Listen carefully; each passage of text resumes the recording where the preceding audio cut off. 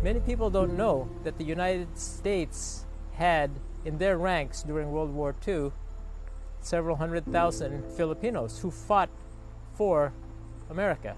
The story has to be told, just so it will never be forgotten. My name is Celestino G. Almeida. I was born June 8, 1917.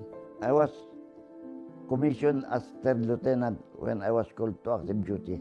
And so today I am 100 years old and 4 months. My name is Remigio Cabacar, a native of the Philippines. I'm 90 years old at present time. But when I joined the military, I was just 17.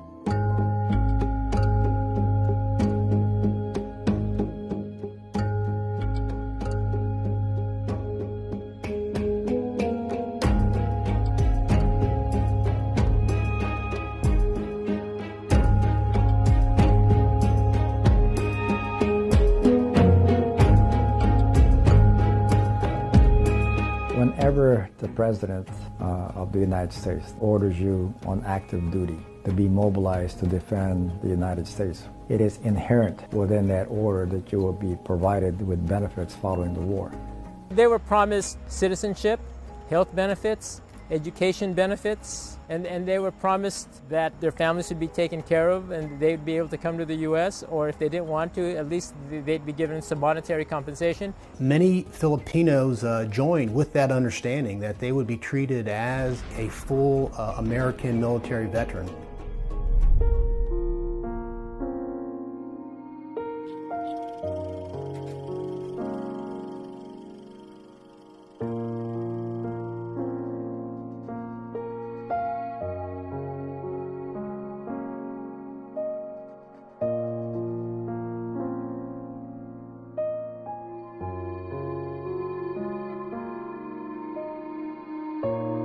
So they would march prisoners from sunrise to sunset.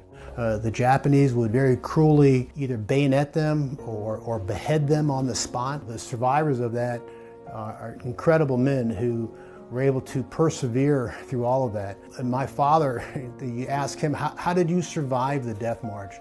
You know, and he would also say, you know, I was never going to quit. I was never going to give them that satisfaction. My husband, Jesse Malares Balthazar, would say, so many people ask me, do you hate the Japanese for what they all did and what you all went through?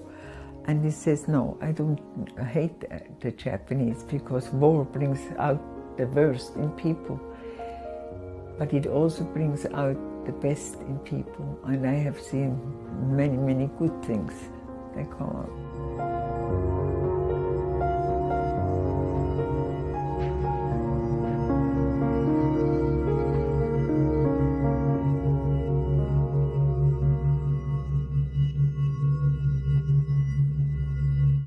President Truman's decision to rescind the benefits that were promised them was really a heartbreaking blow, and one that was really treated with disbelief. This is where we come in as a Philvet Rep Group to petition Congress that they be given recognition for their wartime service. I don't know exactly why. Is it because that America is turning away from us? It was not fair. If you look at what they did, why? Veterans immediately began fighting for that and fighting to get the restoration of the rights that they were due to them as veterans. We did lobby, and there was that time when we demonstrated. We chained ourselves to defense in the White House because we were not given equal opportunity to air our side.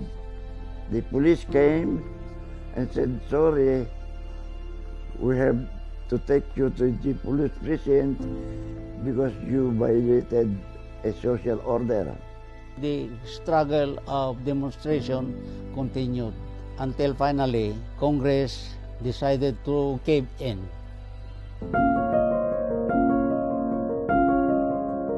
On June 2014, a group of us established the Filipino Veterans Recognition and Education Project, principally to focus on having Congress pass the Congressional Gold Medal Act for the Filipino veterans of World War II.